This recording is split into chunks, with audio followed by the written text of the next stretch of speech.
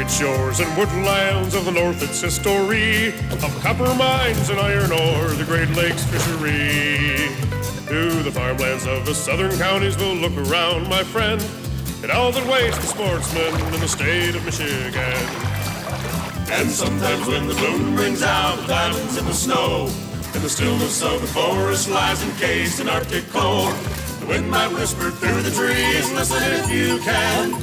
It tells you of the beauty in the state of Michigan.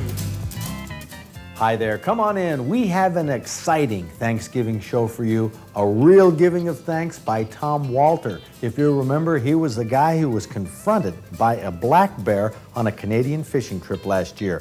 Why did this bear badger Tom?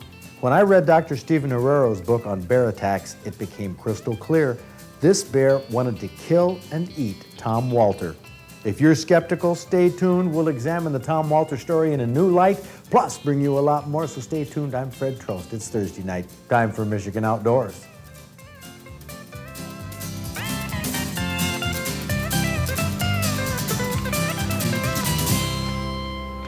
Go out, bear! Get out of here! Get out of here, bear! Last year, Outdoors Club member Tom Walter sent me a hair-raising videotape of his encounter with a black bear in the Canadian wilderness. Get away, bear! Go on! Go on, bear! Why did that black bear come towards Tom Walter instead of running away? Was it methodically stalking Tom to kill and eat? In the next 9 minutes, you'll be able to answer this question for yourself. Dr. Stephen Herrero, professor of biology at the University of Calgary, wrote a book called Bear Attacks, Their Causes and Avoidance, where he describes many bear attacks and analyzes the differences between black bears versus grizzlies when they encounter humans. Grizzly attacks are few and far between, but when they happen, they're usually brutal. National park data between 1872 and 1980, that's 108 years, shows 111 grizzly incidents resulting in 130 injuries. Most grizzly injuries were serious and required hospitalization for more than 24 hours. Black bear data wasn't kept until 1960, but in a 20-year period to 1980, over 500 people were injured by black bears in national parks. Most black bear injuries were minor, though, and required less than 24 hours of hospitalization. Grizzly records over those 108 years saw 21 human fatalities in national parks and another 22 fatalities in Alaska for a total of 43. But since 1900, Herrero could only find records of 23 human fatalities from black bears, despite the fact there were thousands and thousands of injuries from black bears during the past century. Herrero found that when a human surprises a grizzly bear, it may attack for one of three reasons. The distance is too close and the bear feels threatened. The bear is guarding food, which may be a recent kill and the human rarely knows the food cache is there. Or a mother grizzly is defending her cubs. Most of the time, though, a grizzly will back away even when it's surprised. Wild black bears are even more timid. They virtually always run when surprised by a human. Most injuries by black bear occur in campgrounds or parks where the bears are accustomed to humans and are looking for food. These semi-tame bears are the dangerous ones. But in the wild, Herrero found that sudden encounters with black bears, even mothers with cubs, almost never lead to injury. Researchers who have trapped hundreds of black bear cubs have rarely been threatened by mother bears. Researcher Lynn Rogers captured cubs 18 times when the mother black bear was present, and he said, "None of the mothers made contact with us even when we held their cubs and the cubs bawled. The mothers typically stayed in the brush cover and huffed." Well, this should put your mind at ease when you're in black bear country. But what about this encounter with Tom Walter? Was this a surprised bear that felt threatened because Tom was too close? Initially thought it was kind of cool. I'd say, I'm going to get a bear on film, but, as soon as he saw me, I thought he'd run away, but he didn't. He come right at me. That bear didn't look startled, which indicates that the bear probably saw Tom before Tom saw the bear. The surprised bear theory doesn't match this bear's reaction. But what about the cub theory? Was this a mother bear defending her cubs? There was no cubs around, although the pilot that flew us in thought that there might be, the way the bear reacted, but I never saw any other cubs or any other bears. Females with cubs typically take off after a few seconds, but the fact that this bear hung around for 15 or 20 minutes was a clear indication that it was not a female defending her cubs. So what about the dump bear theory, that this bear was looking for food or defending a food cache? Tom said this was a remote Canadian lake. There were no dumps around and no evidence that this bear had any previous contact with humans. So what are the chances that this black bear was stalking Tom Walter as food? That it was a predatory black bear and thought that it could kill and eat Tom? Dr. Herrero's book analyzes the 43 recorded grizzly bear deaths and concluded that only 3 of these grizzly attacks were motivated by a desire to eat the human.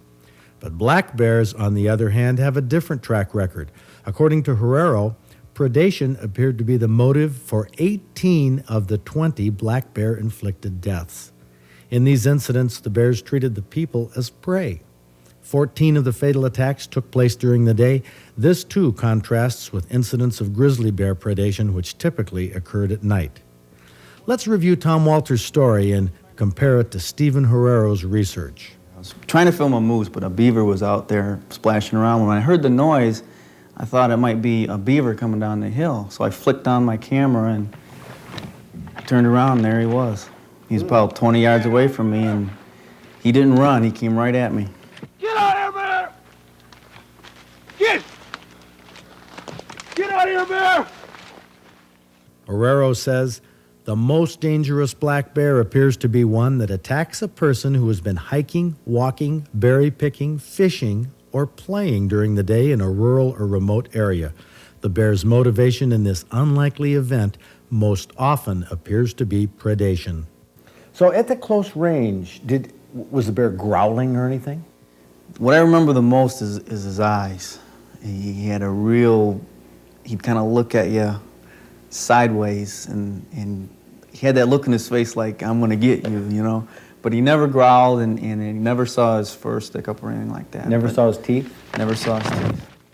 Herrero, warning signals of aggressive intent by black bears have seldom been reported to precede cases of apparent predation.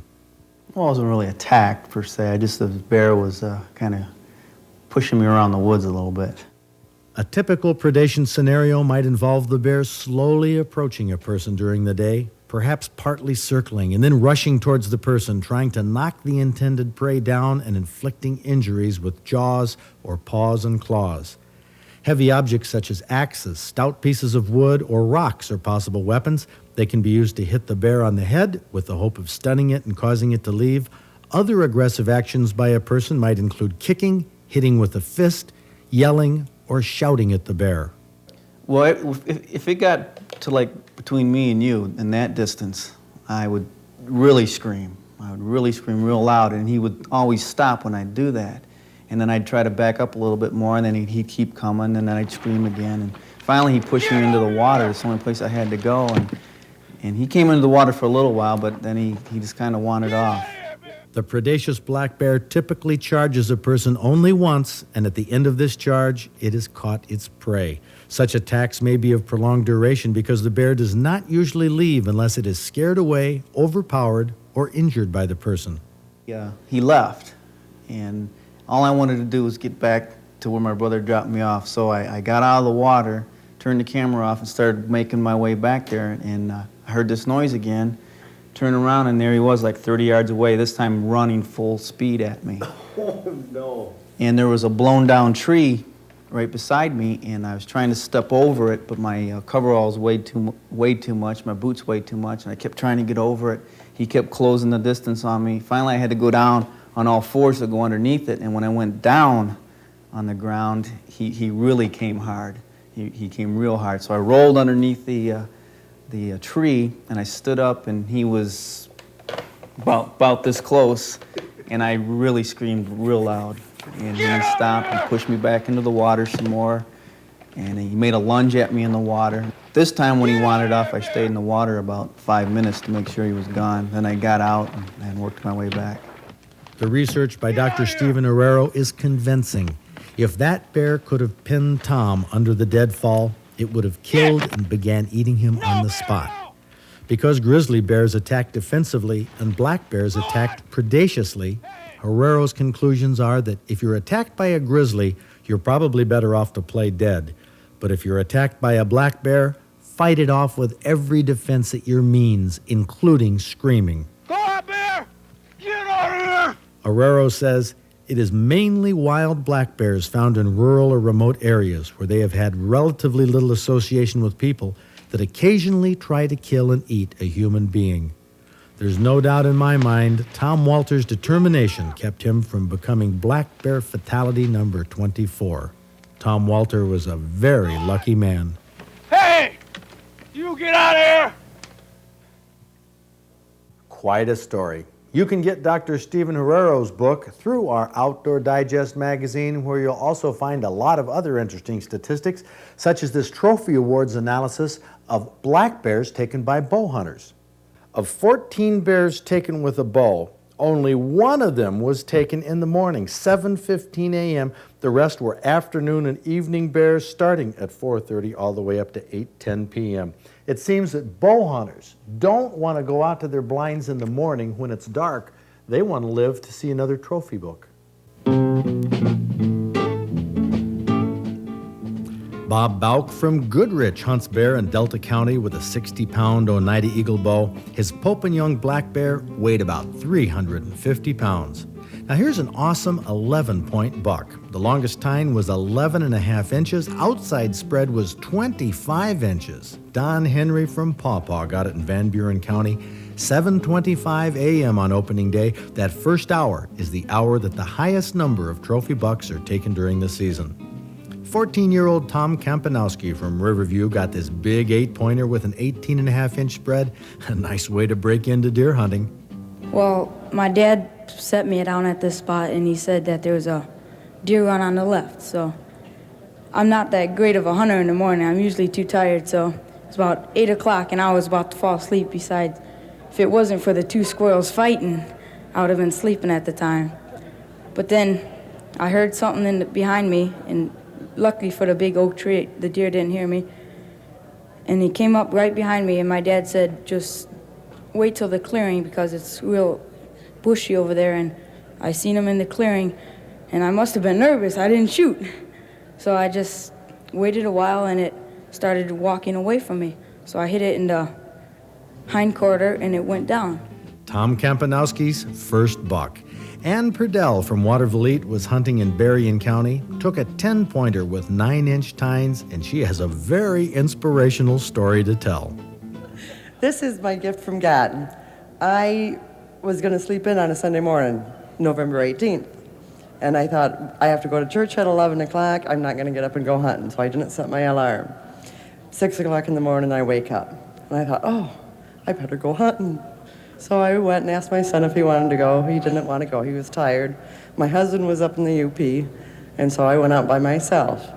And I went out and waited a couple hours, but it was a nice morning. 8 o'clock, I hear this noise, and here comes this deer walking right towards me. He walked within 20 yards of me, and I prayed that he wouldn't smell me, and I prayed that my aim would be good.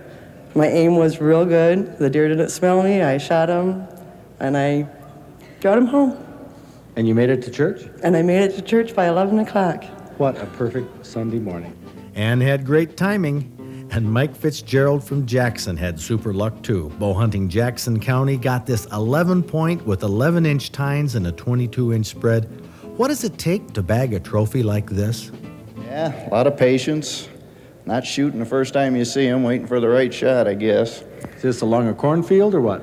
I was sitting on the edge of a swamp, and he come through with his nose on the ground, and I pulled back, get ready. He's coming right through the shooting lane, and I looked up, and away he went, walked right through. So I had a grunt call I had, and gave a grunt on that, and he looked up, threw his head up, and come right straight at me, right through the brush, and stopped about 5 feet under my tree stand. I couldn't get a shot because the brush was all over. So I'm waiting and waiting. Finally, he made his mind up he wanted back out in the field, and he went out in the field and turned broadside and 25 yards, and that's all she wrote. Jackson County produces lots of big bucks, but so does Calhoun County, where Jim Paskey from Farmington Hills took this 13-pointer with a 22-inch spread. When you say this is a buck of your dreams, Jim will tell you that he's not kidding. He dreamed about this one. Well, it was Wednesday night, day before opening day. I got up to camp a little late, and my cousin was already asleep. So I went to bed, and during the night I had a dream that I shot a big buck in the swamp. So we woke up the next day, and my cousin said, "Let's hunt behind the house." And I said, "No way, I had a dream. I got this big buck across the street in the swamp." So I went over there, 7:15, I was watching the swamp. And all of a sudden, I looked behind me, up in the hayfield, saw a doe. It's kind of foggy and couldn't see real good. Put the scope up there, there's a buck following her. Shot once, missed. Shot again and went down, got back up. I hit it right in the back. What was Shot that? it with 12 gauge. I mean, was this as easy as the dream, or? No. It wasn't, okay. So I shot again and it went down. By the time I got up there, about 75 yards, it was dead. Didn't think it was this big till I got up there and picked the rack up. That was just a normal little 6 or an 8. Yeah, those normal little 6 and 8 points, I know what you mean. I come upon those and I'm very disappointed. I'm happy with a 4-point or 6-point, but a buck like this, man. Some people hunt all over the place, and last year they could take 4 bucks. Russ Crawford from Indian River did just that, taking this 15-point from his backyard after hunting every place else. This was the 71st buck I'd killed right here. Are you kidding me? 71st one, yep. Well, you've been hunting, let's see, you're 66 years old. Wyoming, Colorado, though, too. Oh, okay, so 20 you've years, stacked so. up a few. You said the 71st? Yeah, this is the 5th one I'd killed this year. 5th buck. I killed 1 in Colorado, 2 with a bow and arrow, and I killed an 8-point on the opening day on some property that I had rented from a farmer. And the wife kind of gave me a little static about it. She said, "Well, why you renting property when we own all this property here at the house?" And, of course... Hard to explain. Hard to explain to her, but I come back home after I'd shot the 8-pointer and I showed it to her, and she said, "Well, I guess it paid off." So I figured I was all done hunting for the year, and I went and got my blind and brought it back home. I was sitting in the living room, we looked out the window, and he come running across the backyard. I grabbed the gun, run out and shot it. So why did you rent that property anyway? I don't know.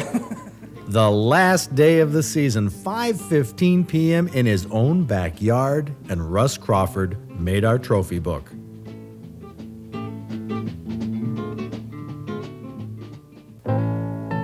This week's recipe has a lot of vegetables in it, and that's where it got its name, Deer in the Garden, from Ron Butchart. Well, this was a finalist. In fact, the winner in the venison category in our Right. Fish and Wild Game Cook-Off. Right. Terrific recipe. And this has very well-trimmed venison, and then you're just going to cut it into bite-sized pieces and then saute it in some butter. And you want to make sure you get all the pieces in there. Then add a little bit of hickory salt and Mrs. Dash. And then you're going to add some A1 sauce and a little bit of water to make a broth, because you just kind of want this to steam a little bit.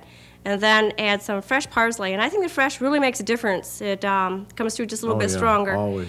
And then you got green pepper and carrots, and then some celery and onions. And In a separate, do you have to use a wok, or can you? right, you could use a regular frying pan. I mean, it works just fine. And what is then that? Broccoli and spinach. And like I said, there's a lot of vegetables that go into this. This looks like a salad to go with this Exactly. meat. Then going to add some of the broth that you drained off from the meat, and then the rest of the meat and the rest of the broth. But you know, as I remember, there's a lot more to this recipe than we've gotten to right now. If this is deer in the garden, I think there's just a little bit too much garden in here, because I can't taste the venison.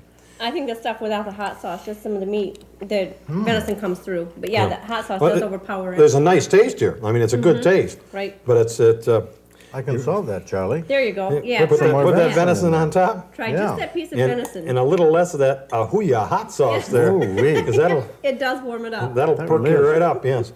But I tell you, for a taco type of burrito thing, this is unusual with the carrots and Carrots the and broccoli, in there. Right. Usually it's made with ground Very good. meat, and this is chunks, and it's very, very good. Excellent recipe to serve in taco shells. It tastes very good. Now I can taste that venison. Yep. Thank Just you, Fred. A little bit of A1 sauce on it. That makes a difference. That is very good. You know, broccoli I don't know if it was what President Bush has done Right. or what, but we've sure gotten a lot of broccoli recipes. He isn't eating it, everybody good. else is getting it. Yeah, no, this is superb. I think it comes through very good. I think this would have a lot of appeal to folks, you know, health food folks. And, Oh, yeah, and all that. definitely. Look at Charlie go for that venison in there. We'll balance one right on top. No, this is an incredible way to fix a tortilla Yeah. type Right. of. Very low calorie, low cholesterol recipe. Probably something I should be eating more of. You know? It seems like the only thing we're missing here is Little Richard screaming 39 cents. 39 cents. You don't have to run for the border for this recipe. We have 3 weekends in this deer season. I hope you can get out there and enjoy it, and I hope you have a safe time. Don't get on any unsafe ice, but get outdoors if you can. It's a great place to be. See you next week.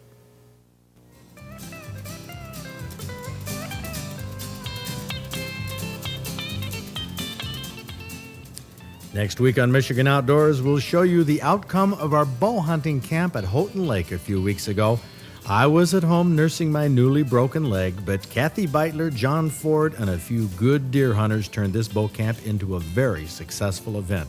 That's next week, followed on December 12th by Big Buck Night. What a way to wrap up deer season 1991. So join us right here on Public TV.